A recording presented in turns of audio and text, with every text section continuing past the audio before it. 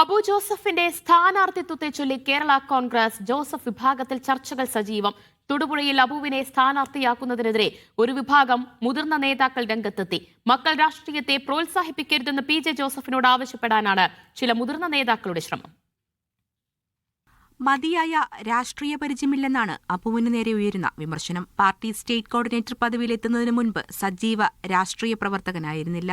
അപ്പുവിനു വേണ്ടി ജോസഫ് മാറി നിൽക്കേണ്ടതില്ലെന്നും ഒരു വിഭാഗം നേതാക്കൾ പറയുന്നു. PJ ജോസഫിന്റെ ആദ്യകാല സഹപ്രവർത്തകർ അടക്കമുള്ള നേതാക്കളാണ് വിമർശനം ഉയർത്തുന്നത്. മക്കളുടെ രാഷ്ട്രീയം ജോസഫിന്റെ ആദർശ രാഷ്ട്രീയത്തിന് കളങ്കമേൽപ്പിക്കുമെന്നും ഇവർ ചൂണ്ടിക്കാട്ടുന്നു. അപ്പുവിന്റെ സ്ഥാനാർത്ഥിത്വം പാർട്ടിക്ക് ഗുണം ചെയ്യുമെന്നായിരുന്നു ആദ്യ വിലയിരുത്തൽ. എന്നാൽ PJ ജോസഫ് മാറി നിൽക്കേണ്ടതില്ലെന്ന അഭിപ്രായം ഉയർന്നതോടെയാണ് അച്ഛനും മകനും ഒരുമിച്ച് തെരഞ്ഞെടുപ്പിന് നേരിടുകയെന്ന നിലയിൽ ചർച്ചകൾ പുരോഗമിച്ചത്. അപ്പുവിനെ കോതമംഗലത്തോ ഇടുക്കിയിലോ മത്സരിപ്പിക്കാനായിരുന്നു നീക്കം. മോൻസ് ജോസഫും മറ്റു ചില നേതാക്കളുമായിരുന്നു ഇതിന് പിന്നിൽ. ഇതിനിടെയാണ് അപ്പുവിനെതിരെ പുതിയ നീക്കം സജീവമാകുന്നത്.